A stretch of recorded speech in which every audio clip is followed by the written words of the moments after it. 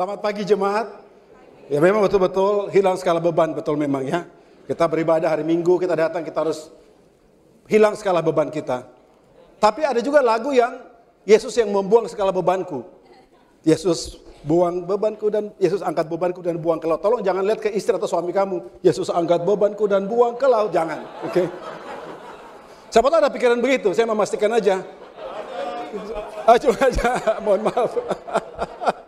Ya itu mungkin saya aja kalau gitu ya, enggak.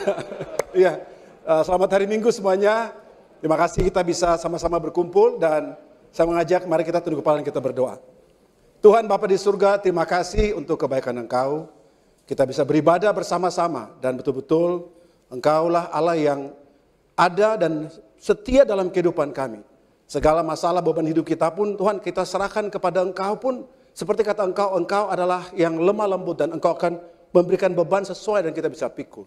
Kami bersyukur atas semua kebaikan Engkau dan biarlah firman Tuhan yang kami pelajari di Minggu pagi hari ini bisa membantu kami semua untuk lebih dekat dengan Engkau. Dalam nama Yesus kami berdoa dan mengucap syukur. Amin. Tema gereja di bulan September diambil daripada 2 Timotius pasal yang kedua, ayat yang kedua. So 2:2. Makanya memang sangat alkitabiah karena Alkitab sendiri berkata seorang itu sendiri tapi berduaan itu bagus. Jadi artinya dari awal memang sejak awal itu mendesain supaya memang suami istri itu berdua-duaan. Di dalam 2 Timotius 2:2 dikatakan begini. Apa yang telah engkau dengar daripadaku dari depan banyak saksi, percayakanlah itu kepada orang-orang yang dapat dipercayai, yang juga cakap mengajar orang lain.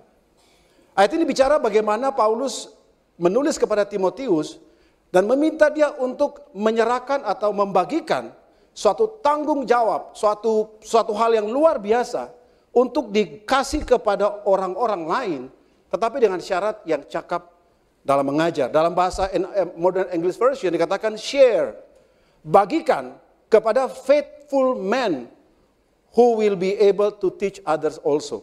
Jadi betul dia bicara tentang bagaimana tanggung jawab itu dikasih, tapi bukan kepada sembarangan orang, tapi kepada orang yang benar-benar hanya cakap mengajar orang lain. Nah, minggu pagi ini saya akan mengajak jemaat untuk kita sama-sama belajar dari seluruh konteks surat Paulus yang kedua kepada Timotius. Waktu Paulus menulis surat itu, keadaan dia, kalau kita baca di ayat yang pasal keempat, ayat yang ke-6 sampai ke-7 dikatakan begini. Mengenai diriku, darahku sudah mulai dicurahkan sebagai persembahan dan saat kematianku sudah dekat. Dia mempergunakan istilah the drink offering. Dia bahkan sudah menyebutkan ini waktu dia bicara tentang perasaan dia kepada jemaat di Filipi. Dia berkata begini, tetapi sekalipun darahku dicurahkan pada korban dari ibadah imanmu, aku bersukacita dan aku bersukacita dengan kamu sekalian. The drink offering, kalau kita baca, itu adalah merupakan suatu tradisi Alkitab Perjanjian Lama, di mana orang menuangkan sedikit anggur ke dalam persembahan yang mau dibagikan. Tetapi tanda the drink offering adalah suatu bisa rekonsiliasi, bisa juga bahkan sacrifices. Dan Paulus berbicara tentang bukan cuma the wine, tetapi the blood, bagaimana kehidupan dia sudah menjelang dan itu untuk kebaikan banyak orang. Semacam begitu kira-kira. Jadi kalau kita baca ini a very emotional letter sebenarnya. Kalau kita baca surat Timotius, ini surat yang ditulis kepada seorang yang sudah sekitar 16 tahun bersama-sama dengan dia. Dari seorang anak muda berusia 16 tahun, 15, 16, 17 tahun. Fast forward 16, 17 tahun kemudian, tahun 63, sekarang Paulus istilahnya membagikan atau menceritakan sesuatu sebelum dia mati dalam penganiayaan yang dia akan terima. Jadi karena itu surat 2 Timotius ada 3 hal yang disampaikan yang kalau saya bisa bagikan kepada jemaat di pagi hari ini. Yang pertama Paulus bicara tentang keadaannya, saya lupa ketik huruf I, mohon maaf. Bicara tentang keadaannya, kemudian bicara tentang concernnya, dan kemudian bicara tentang kewajiban yang harus Timotius lakukan. Saya baca ini ya, saya betul-betul bisa rasa suasana emosi daripada Paulus. Karena dia menceritakan keadaan dia sebelum dia bicara tentang concernnya dia, dan bahkan bicara tentang tugas yang Paulus mau Timotius lakukan. Yang pertama, sama juga masih lupa huruf I juga. Pertama dikatakan dia di saat pasal pertama ayat yang ke-15.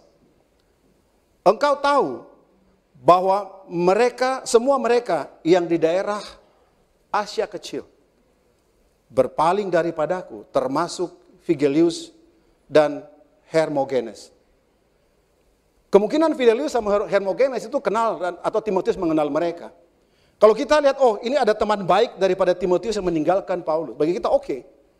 Tetapi jangan lupa ada pernyataan semua mereka di daerah Asia Kecil. Dia tidak bicara satu, dia bicara semua mereka. Menarik adalah ini adalah daerah Asia Kecil. Saya berasumsi, ini pikiran saya aja, jangan-jangan gereja yang ditulis Tuhan, 7 gereja di kitab Wahyu, jangan-jangan simptomnya itu bisa kelihatan. Ketika Paulus lagi dalam keadaan kesusahan, mereka meninggalkan Paulus. Dan 7 gereja itu kemudian disebutkan dalam Alkitab. Mungkin, saya nggak tahu. Tapi daerah Asia Kecil, termasuk Galatia dalamnya, Paulus bilang semua mereka telah meninggalkan aku. Coba kita bayangkan, kita lagi di penjara.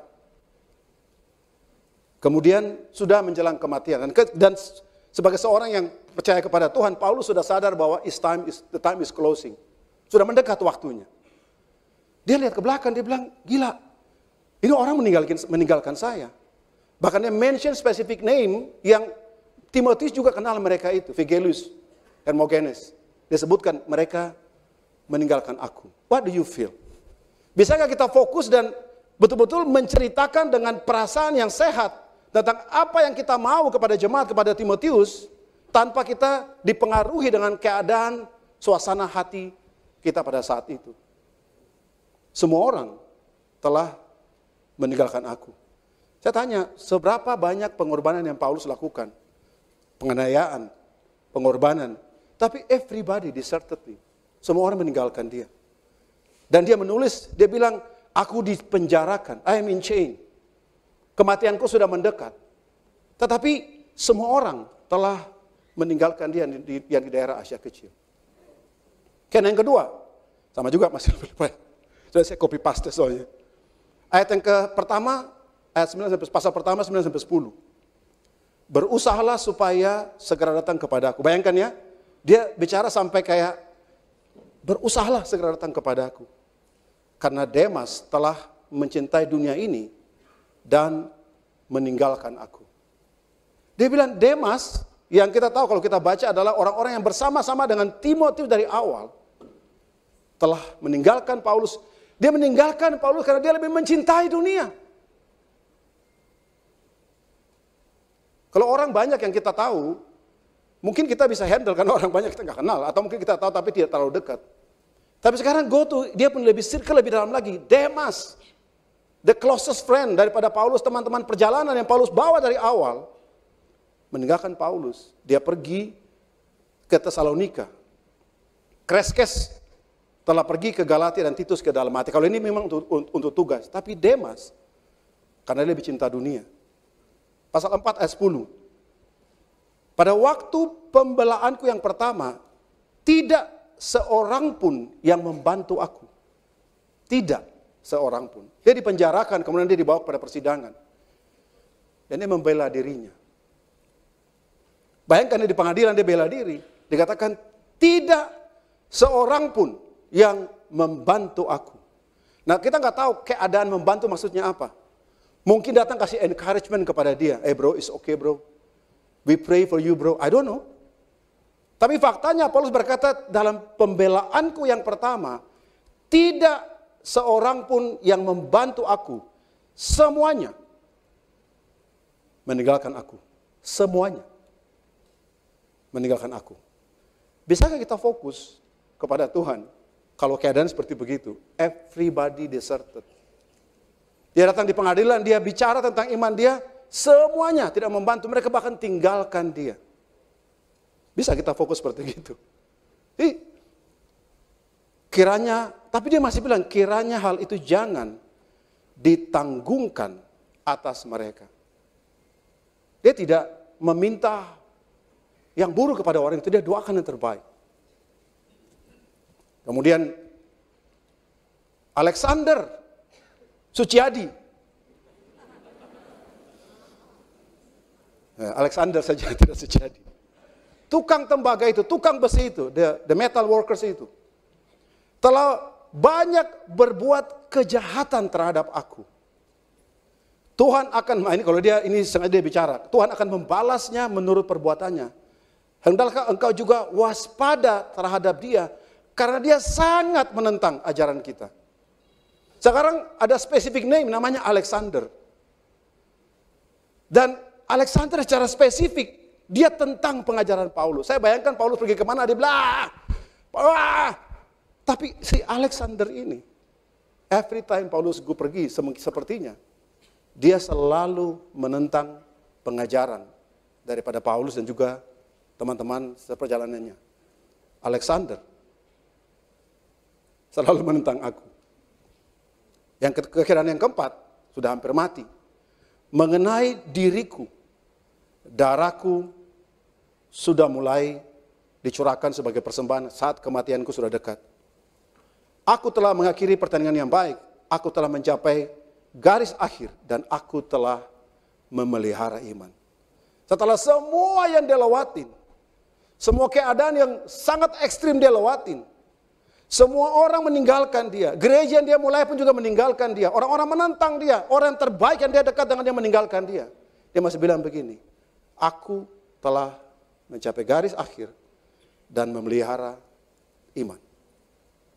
Inilah sebenarnya merupakan panggilan kalau kita lihat dan belajar daripada Paulus. Menjelang dia di penjara. Kalau dulu kan dia dianiaya karena Tuhan, dia bisa handle itu. Bahkan dilempar dengan batu di Listra Derbe, dia bangkit, dia pergi menginjili lagi.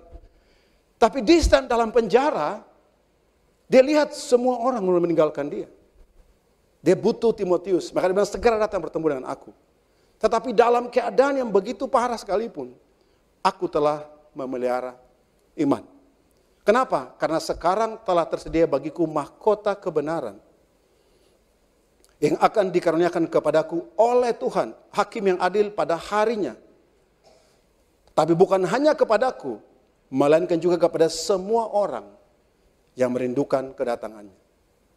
Mengapa orang begitu tahan dengan semua hal? Karena dia lihat adalah mahkota kebenaran yang disediakan nanti.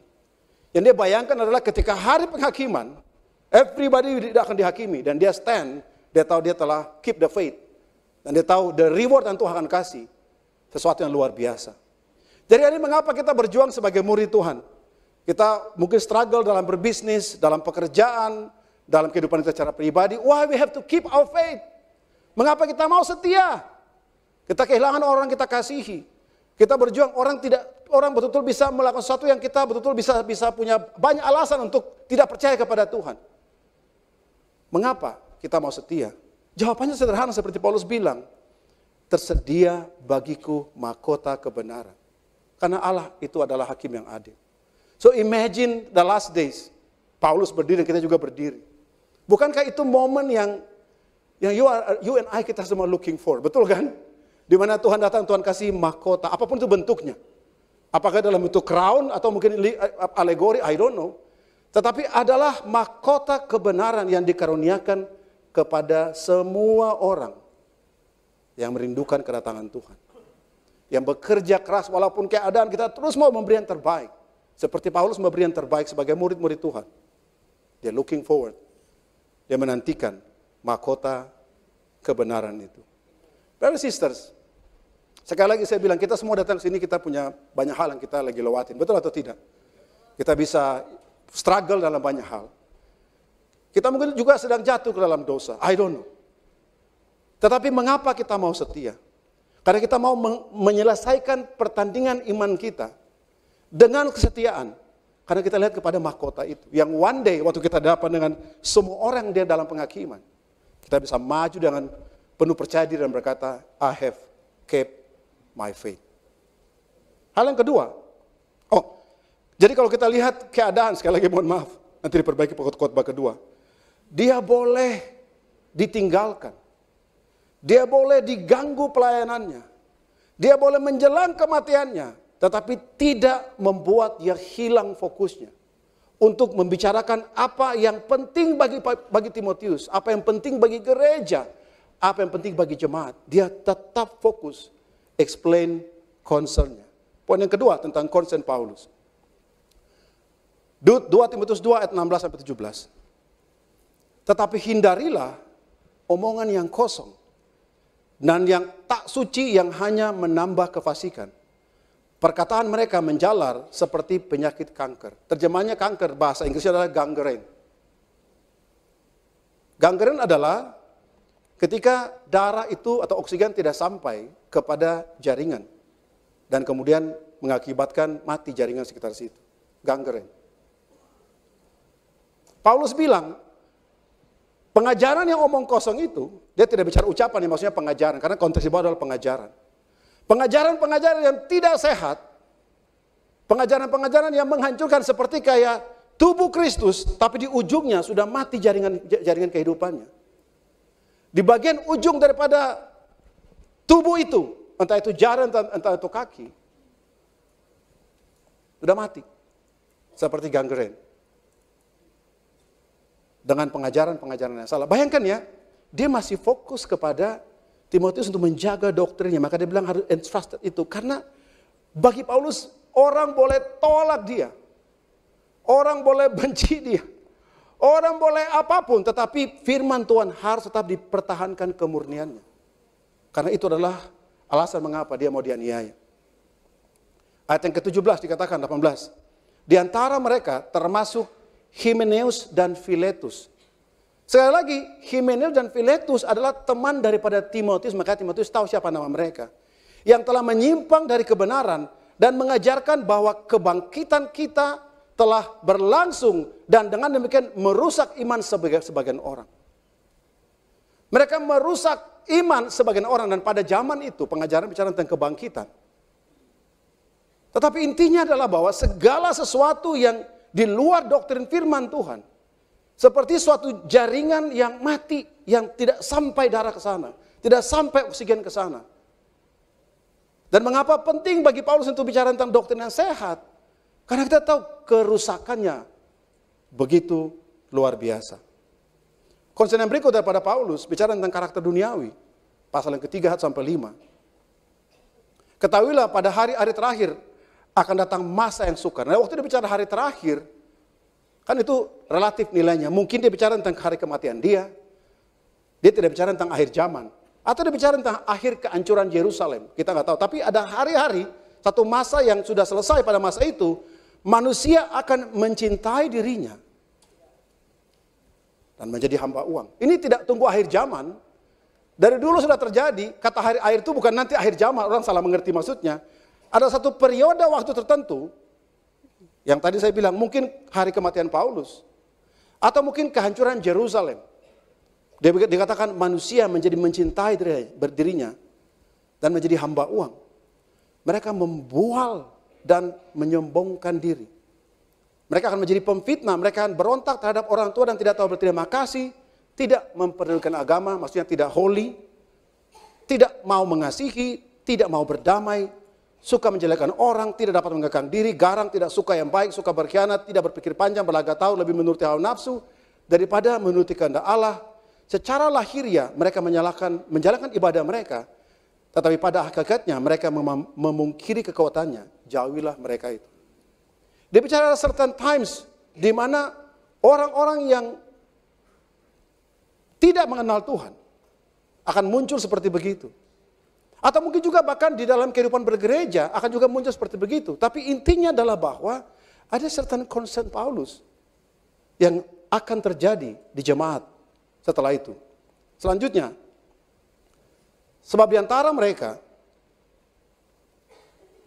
terdapat orang-orang yang menyeludup ke rumah orang lain dan menjerat perempuan-perempuan lemah yang syarat dengan dosa dan dikuasai oleh berbagai-bagai nafsu.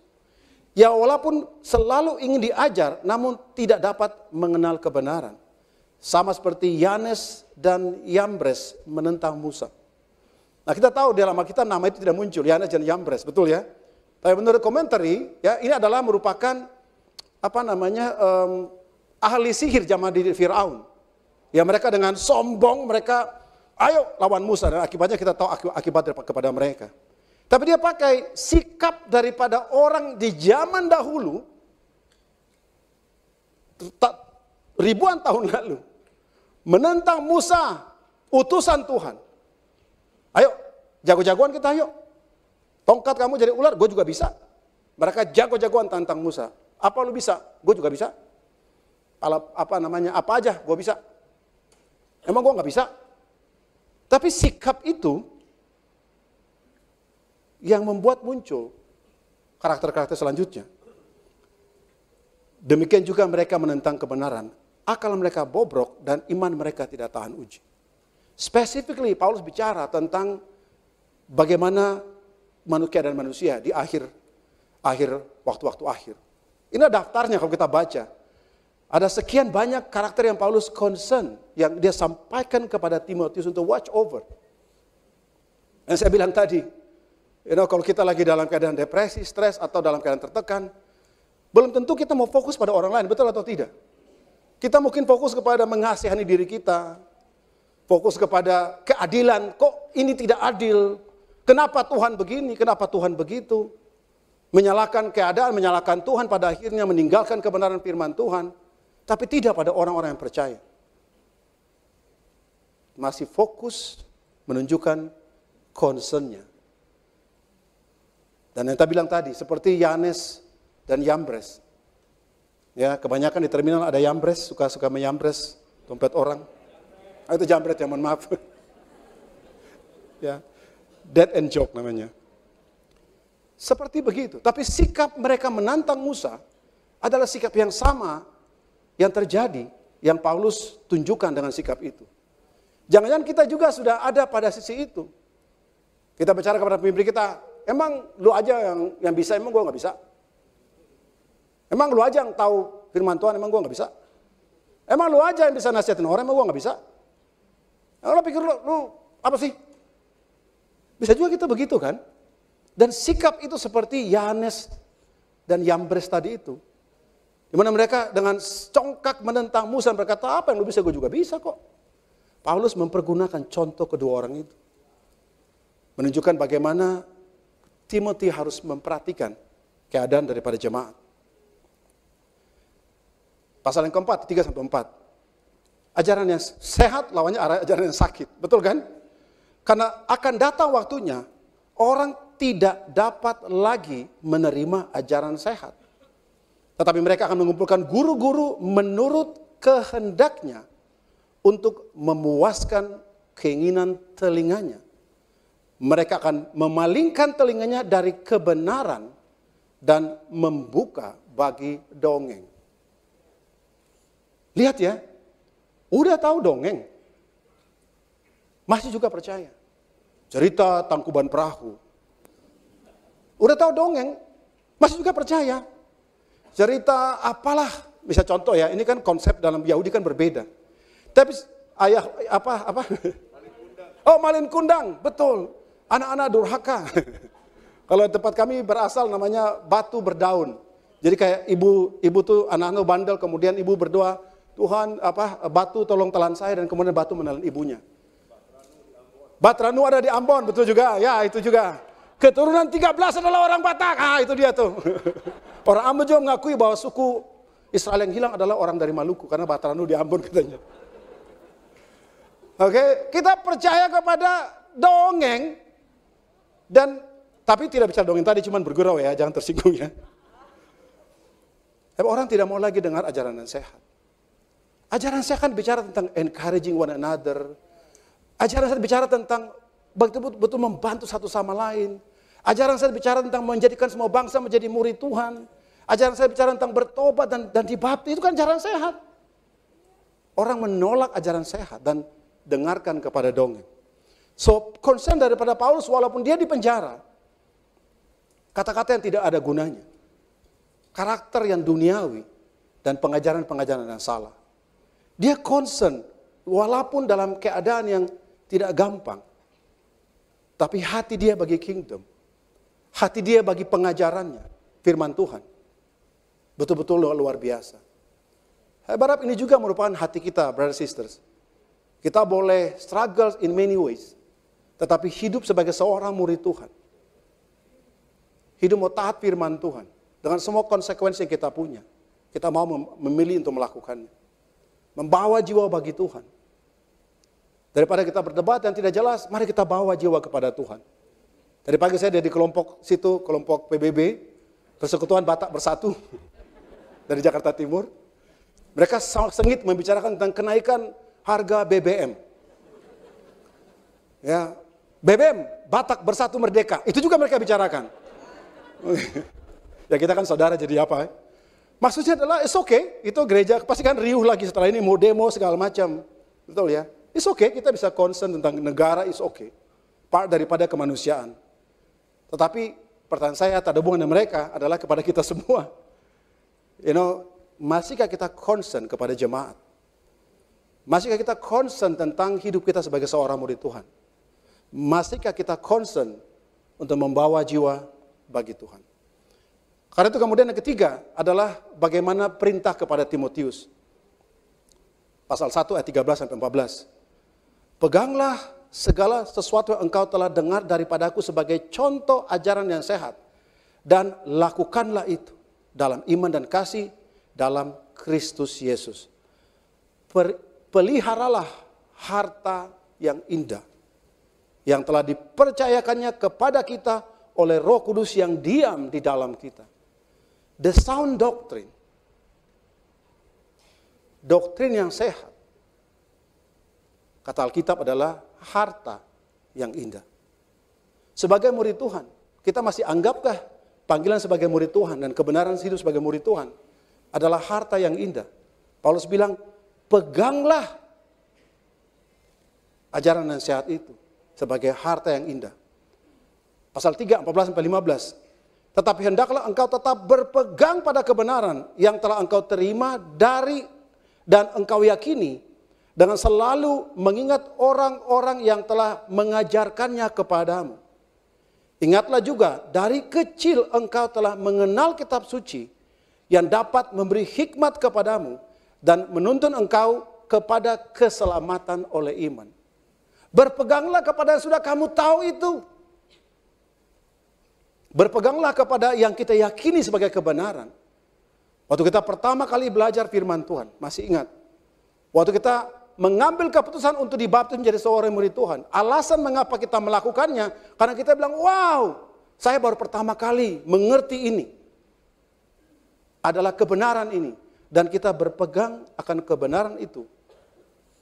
Atau tidak. Seperti kata Paulus kepada Timotius. Yang kedua, Paulus juga mau dia berbagi. Yang kita pakai sebagai tema gereja kita. Sebab itu, hai anakku, jadilah kuat oleh kasih karunia dalam Kristus Yesus. Apa yang telah engkau dengar daripadaku di depan banyak saksi, percayakanlah itu kepada orang-orang yang dapat dipercaya yang juga cakap mengajar orang lain. Dia bicara tentang passing through the knowledge, memindahkan keyakinan kebenaran itu kepada orang-orang yang kita tahu bisa juga mengajar. Dia bicara tentang training, dia bicara tentang betul kita bagikan, kita tumbuhkan hidup orang lain. Supaya kerajaan Allah itu tetap bisa dijaga kebenaran firman Tuhannya. Tapi juga bisa bertambah dan bertumbuh kebenaran firman Tuhan itu. Ini yang merupakan concern dan Paulus mau Timotius lakukan. Jadi sebagai tugas yang dia harus lakukan. Ingatlah dan pesankanlah semuanya itu dengan sungguh-sungguh kepada mereka di hadapan Allah. Dia suruh mereka, ingatin mereka. Dan sebenarnya dalam bahasa Inggrisnya commanding them. Perintahkan mereka. Agar jangan mereka bersilat kata. Karena hal itu sama sekali tidak membangun. Malah mengacaukan orang yang mendengarkannya. Usahakanlah supaya engkau layak di hadapan Allah sebagai seorang pekerja yang tidak usah malu. Yang berterus terang memberitakan perkataan kebenaran itu. Dia mau Paulus untuk bicara, make sure, commanding, untuk orang hidup benar dan dia juga harus hidup benar. Supaya dia layak di hadapan Allah. Bisakah kita lihat sebagai ini pesan yang bukan cuma kepada Timotius, tapi juga kepada kita, pesan melewati generasi sampai pada kita hari ini. Bahwa Tuhan mau kita juga untuk menyampaikan pesan yang sama sebagai tugas dan panggilan kita. Untuk memberitakan kebenaran firman Tuhan itu. Maka ayat terakhir di pasal 4 ayat 1 sampai 2, poin yang terakhir, di hadapan Allah dan Kristus Yesus yang akan menghakimi orang yang hidup dan yang mati. Waktu Paulus menaruh perkataan yang hidup dan yang mati, dia bicara spiritual tidak spiritual, disciple non disciple, Christian non Christian, hidup dan yang mati. Everybody akan dihakimi. Aku berpesan dengan sungguh-sungguh kepadamu demi pernyataannya dan demi kerajaannya. Beritakanlah firman. Orang selalu bilang, wah ini kan untuk mengangkat seorang penginjil. Enggak. Ayat ini bagi kita semua. Wah kan Timotius kan penginjil, iya. Tapi kalau cuman kepada penginjil, hari ini ayat ini dikasih keterangan. Ini khusus untuk penginjil. Khusus untuk pendeta. Ayat ini kepada semua orang. Beritakanlah firman. Siap sedialah, baik atau tidak baik waktunya. Nyatakanlah apa yang salah. Tegurlah dan nasihatilah dengan segala kesabaran dan segala pengajaran. With all the patience dan the doctrine dan teaching. Tapi itu yang Paulus mau Timotius lakukan dan sampai pada kita hari ini. Coba kita bayangkan kalau kita itu adalah orang yang mau beritakan kebenaran firman Tuhan. Tapi kita beritakan, kita mau kasih tahu yang salah. Kita menegur apa yang salah, kita menasihati, tapi dengan segala kesabaran. Dan juga dengan pengajaran.